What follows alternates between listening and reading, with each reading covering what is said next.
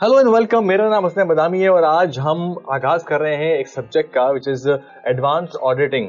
आमतौर पे इसको एडवांस ऑडिटिंग कहते हैं। इसका ऑफिशियल नेम है audit review and related services.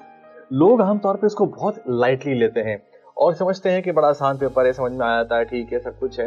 ये पेपर मैं हमेशा ये कहता हूँ कि पेपर वही मुश्किल होता है जो पास नहीं होता है। आप बाकी सब्जेक्ट्स के बारे में देखेंगे, बीएफडी है, एमए है, मैनेजमेंट अकाउंटिंग है, बाकी सब्जेक्ट्स हैं, उनके बारे में लोग आमतौर पे टैक्स है, कॉर्पोरेट लॉ है, उनके बारे में आमतौर पे लोगों की राय ये होती है कि नहीं भाई ये मुश्किल और ये कोर पेपर्स हैं, समझना है, सब कुछ है। लेकिन उसके बावजूद अगर आप रिजल्ट्स देखते हैं तो रिजल्ट्स के अंदर आपको एक शॉकिंग किस्म के स्टैट्स नजर आते हैं जिसमें ऑडिटिंग के अंदर सबसे ज्यादा लोग फेल हो रहे होते हैं। और उसकी बुनियादी वजह ये नहीं होती कि लोग जानते नहीं है, people don't know about it. उसकी बुनियादी वजह ये होती है कि people they don't know how to write things. ये नॉलेज का बहुत बड़ा मसला नहीं है। मसला ज्यादातर यहाँ पे आता है एप्लीकेशन का, ड्राफ्टिंग का, कैसे उसको एक्सप्रेस करना है, एग्जामिनर पूछ क्या रहा है। सबसे बड़ा मसला जो ऑडिटिंग के पेपर में आता है वो ये आता है कि what is examiner asking.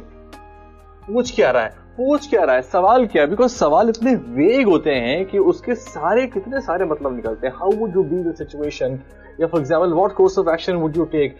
Now there are infinite possibilities about it, but still there is some specificity to it. आपको थोड़ा सा स्पेसिफिक होना पड़ेगा। सो विल डिस्कस किस तरीके से हम इसको कर सकते हैं। दूसरा जो बड़ा मसला आता है वो ये बड़ा मसला आता है कि लोगों को ये नहीं पता कि लिखना कैसे है। जानने का भी एक मसला है। Knowledge is also a problem. Knowledge is also a problem. और तीसरा बड़ा मसला है कि for example how to draft the answer. Knowledge के बाद तीसरा बड़ा मसला how to draft the answer. इसके बारे में हम स्पेसिफिकली एरिया वाइज डिस्कस करेंगे कि इस एरिया में कैसे करना है, उस एरिया में कैसे करना है, हमें करना पड़ेगा। कुछ चीजें ऐसी हैं जो मेरे एंड पर है। पेपर पास करना है, सोच लिया है, समझ लिया है, विल आपके अंदर आ चुकी है, आपका आधा काम हो चुका है। लेकिन अगला आधा काम जो है उसके लिए कुछ आपको करना है, कुछ मैंने करना है। अगर आपने सोच लिया आपको पेपर पास करना है तो अब उसके बाद सबसे पहला, जब आपने ऑनलाइन कोर्स ले रहे हैं तो ऑनलाइन कोर्स के बाद आपको प्रैक्टिस सबसे बहुत इंपॉर्टेंट है। अगर आप प्रैक्टिस नहीं कर रहे हैं आप पास नहीं हो पाएंगे। अगर आप प्रैक्टिस नहीं कर रहे हैं आप अपने कॉन्सेप्ट और स्किल्स को बेहतर नहीं कर पाएंगे। प्रैक्टिस बहुत इंपॉर्टेंट है। ये कोई वो लेक्चर नहीं है कि आपने बाइक पे, बस में, फॉर एग्जाम्पल गाड़ी में जाते हुए, डॉक्टर का वेट करते हुए, किसी भी जगह पे आप जा रहे हैं और रास्ते में सुनते जा रहे हैं, जिम में बैठ के सुन रहे हैं। ऐसे नहीं हो सकता। You have to have the discipline. कुछ चीजें आपको करनी है। डिसिप्लिन आपके अंदर होना चाहिए। डिसिप्लिन आपको लेके आना है। एटीट्यूड आपका बेहतर होना चाहिए। अगर आप डिसिप्लिन लेके आ रहे हैं, अगर आपका एटीट्यूड टू लर्न है, डेफिनेटली बहुत सारी बातें इसमें ऐसी भी होंगी जहां पे आपको लगेगा कि यार I have to unlearn a lot of things ताकि मैं इस बात को समझ सकूं, बिकॉज वो पुरानी बात शायद उतनी ज्यादा अप्रोप्रिएट, बेहतर नहीं थी। डिसिप्लिन आपको लेके आना है। प्रैक्टिस आपको लेके आनी है। जब ये आप, फॉर एग्जाम्पल मैं आपको बता रहा हूँ क्वेश्चंस के बारे में, तो आपको प्रैक्टिस करनी पड़ेगी। प्रैक्टिस के लिए टाइम निकालना है आपने, ठीक है। और ये अगर आप इस पेपर को देखें तो इस पेपर के अंदर 85% ऑफ पेपर जो है वो प्रैक्टिस बेस्ड है। अगर प्रैक्टिस नहीं करोगे आप पास नहीं कर सकते। उसके अलावा जो पेपर है उसमें आपको प्रैक्टिस की शायद उतनी जरूरत नहीं। बहुत सारा कॉपी पेस्ट, 10-15 मार्क्स तक कॉपी पेस्ट का आ जाता है, तो उसमें आपको प्रैक्टिस की इंपॉर्टेंस है। डिसिप्लिन। आप ऐसी जगह ढूंढें जहां पे आपको, मिसाल के तौर पे फॉर एग्जांपल, सुकून से हेडफोन्स लगाएं, बैठें, जहां पर मैं कह रहा हूं वहां लिखो, ठीक है। जहां पर मैं ये बोर्ड, फॉर एग्जांपल अगर मैं भर रहा हूं तो इस बोर्ड को भरने के बाद जो मैंने ग्राफ और स्केचेस बनाया, you have to write it down. जिस तरह से आप क्लासरूम में करते हैं यार, इसको भी आप वैसे ही लो, क्लासरूम के अंदाज में लो। अगर मैं क्लासरूम में अगर कोई चीज बोर्ड में कुछ लिखाऊंगा, you will write it. So of course आपको कहीं पर भी आप ये लेक्चर सुन के अपना वक्त देखो, दोबारा सुनोगे तो आप फ्रस्ट्रेट हो जाओगे। पहली मर्तबा सुन के उसको प्रॉपर तरीके से जो सारी बातें आ रही हैं उसको नोट डाउन करो और उसके साथ साथ प्रैक्टिस पे ध्यान दो। प्रैक्टिस बहुत इंपॉर्टेंट है। ये कुछ बातें हैं ये आपने करनी है, ये आपने करनी है। कुछ बातें मैं करूंगा। I will try to make sure कि हमारे पास हर हफ्ते, every Saturday you will have the lectures uploaded, ठीक है, अलग अलग टॉपिक्स के। पूरा हफ्ता दरमियान में आपके पास होगा कि आप उसको प्रैक्टिस कर सकते हैं। हर सैटरडे को you will have the lectures uploaded. तो हर सैटरडे को आपके पास लेक्चर्स मिलेंगे। हमारे पास डिस्कशन बोर्ड्स होंगे कि जहाँ पे फॉर एग्जांपल LMS के अंदर जहाँ पे आप डिस्कशन हम कर सकते हैं। we can collaborate as well. Other students can also respond to the students, and definitely I will also pitch in and help you out in terms of addressing your queries. इसके अलावा we'll have a WhatsApp group. हमारा WhatsApp group होगा कि जो हमारे सारे online students हैं will be on the WhatsApp. If you want to ask anything, I can definitely help you out on that as well, along with other students. इसके अलावा हमारे पास मिसाल के तौर पे अगर कोई ऐसा एरिया है जहाँ पे आपको लगता है कि नहीं सर मुझे इस पे थोड़ा सा और मुझे लगता है कि नहीं it's a issue of public at large, ठीक है, तो उस सिचुएशन के अंदर definitely I can make an another video जिसमें मैं उसको एड्रेस कर रहा हूँ। So this is how, for example, the session is going to be conducted. कुछ चीजें तुमने करनी है, कुछ चीजें मैंने करनी है। आप अगर डिसिप्लिन करेंगे, अपने आप को प्रैक्टिस करेंगे, I can guarantee you हम दोनों मिलके, हम सब मिलके इस पेपर को पास कर सकते हैं। इस पेपर की वजह से बहुत सारे लोगों की क्वालिफिकेशन अटकी हुई होंगी, बहुत सारे लोग फॉर एग्जाम्पल फ्रस्ट्रेट हो चुके होंगे, बट उसका हल यही है जो आपके हाथ में है और जो मेरे हाथ में है। हम दोनों ने मिलकर करें, I will guarantee I will do what I for example what I am suppose to do. But अगर आपने वो काम नहीं किया तो इम्पोर्टेंट है तो आप मिसाल के तौर पे इस चीज को हम क्लियर नहीं कर पाएंगे। अब हम इसको डिस्कस कर लेते हैं कि हमारे पास मिसाल के तौर पे क्या क्या रिसोर्सेज अवेलेबल होंगी। हमने करना ये होगा कि देखें हमारे पास एक स्टडी टेक्स्ट अवेलेबल होगी। स्टडी टेक्स्ट जो है या स्टूडेंट मैनुअल जो है, स्टूडेंट मैनुअल के अंदर आपके पास सारे हैंडआउट्स आ रहे होंगे, सारे आपके पास रिसोर्सेज आ रहे होंगे, फॉर्मेट्स आ रहे होंगे और हमने उसको बहुत ही प्रॉपर्ली यूज करना है। इसके बाद हमारे पास प्रैक्टिस किट आ रही होगी।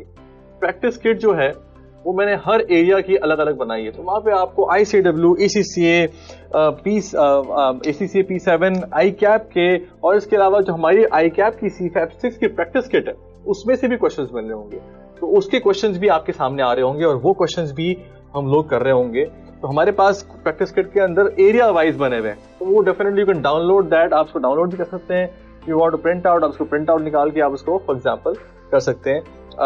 अपने साथ उसको लेना पड़ेगा, आपको देखना पड़ेगा और आपने जिस जिस एरिया का मैं सेक्शन कंप्लीट करवा चुका हूँ उन एरियाज की प्रैक्टिस आपने स्टार्ट कर देनी है।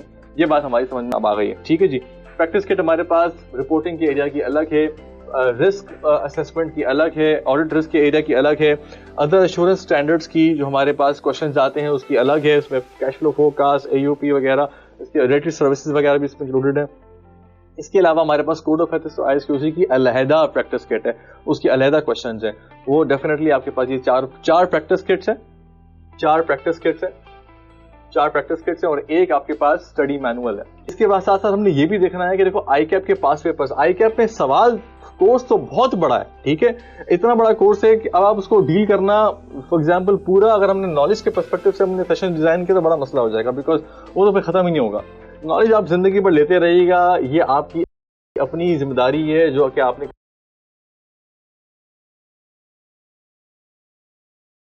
करनी है। हमारा सिंगल वन लाइन एजेंडा है, पेपर पास करना है, सिंपल सी बात है। मैं इसके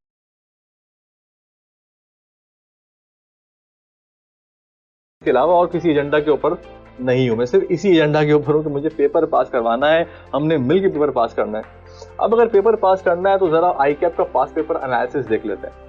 ICAP का पास पेपर्स का मैंने क्या किया है कि तकरीबन कोई 13 पास पेपर्स जो है ना पिछले 1300 मार्क्स का एनालिसिस किया, 13 पास पेपर्स किया।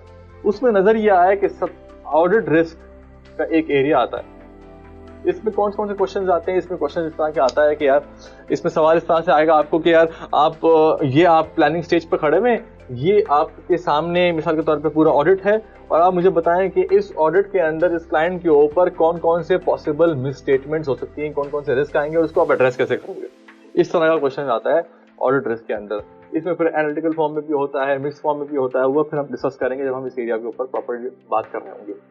फिर हमारे पास ऑडिट रिपोर्टिंग है। ऑडिट रिपोर्टिंग जो है, ऑडिट रिपोर्टिंग यानी ऑडिट रिस्क का एरिया तकरीबन 17% मार्क्स, पिछले 13 अटेम्प्ट्स की बात कर रहा हूं मैं, 1300 मार्क्स की बात कर रहा हूं। 13 अटेम्प्ट्स के अंदर ऑन एन एवरेज 17% जो है वो एरिया ऑडिट रिस्क का होता है।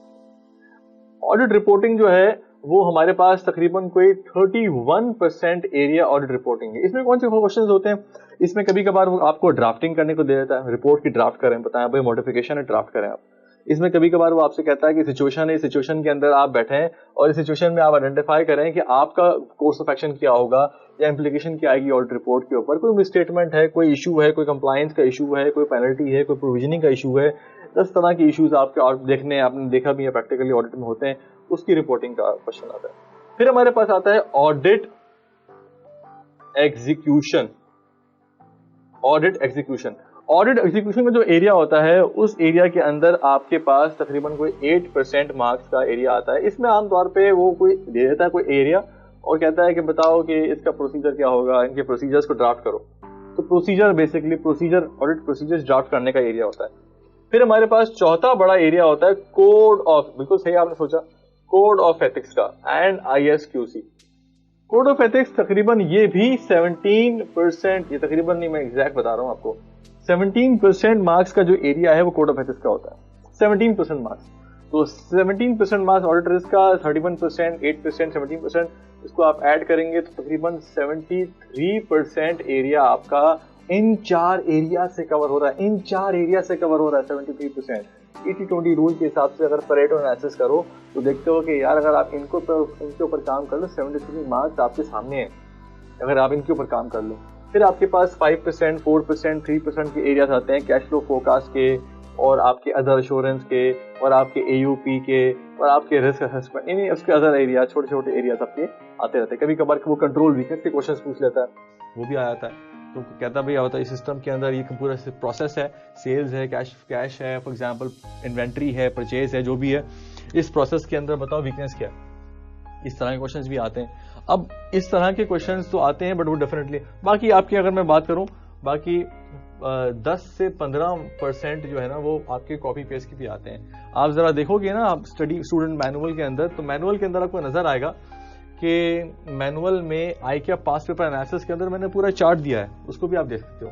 और पीछे मैंने हर अटेम्प्ट का जो मैंने क्लासिफिकेशन की वो भी आप इसको रिव्यू कर सकते हो। तकरीबन कोई 53 क्वेश्चंस टाइम्स जो है ना ये टेस्ट हुआ है, 53 टाइम्स। सोचें जरा आप, यानी मैं टाइम्स का मतलब ये है कि मैं पार्ट A, B, C को भी मैं टेस्ट के अंदर ले रहा हूँ, ठीक है। तो ये 53 टाइम्स इसके अंदर टेस्ट हुआ है। ये कोई फॉर एग्जाम्पल 16 अटेम्प्ट में से, 13 अटेम्प्ट में से कोई 10-12 मरतबा ये टेस्ट हुआ है ऑडिट रिस्क का एरिया। इसको आप देख लीजिएगा, मोर स्पेसिफिकली नंबर आपको मिल जाएगा वहां पे क्या नंबर आ रहा है। तो ये टेस्ट हो रहा है यहाँ पे। तो इस अंदाज से ICAP के ऊपर हमारा पूरा फोकस इसके ऊपर होगा। विल मेक श्योर कि हम हर एरिया के अंदर कुछ ना कुछ क्वेश्चंस कर रहे हो ताकि आपको पता लग जाए अप्रोच कैसे करना है, and then you have to do the practice, ठीक है। इसके अलावा भी for example if you need any help, we will be communicating on a very regular basis, तो हम उन एरियाज को भी एड्रेस कर लेंगे।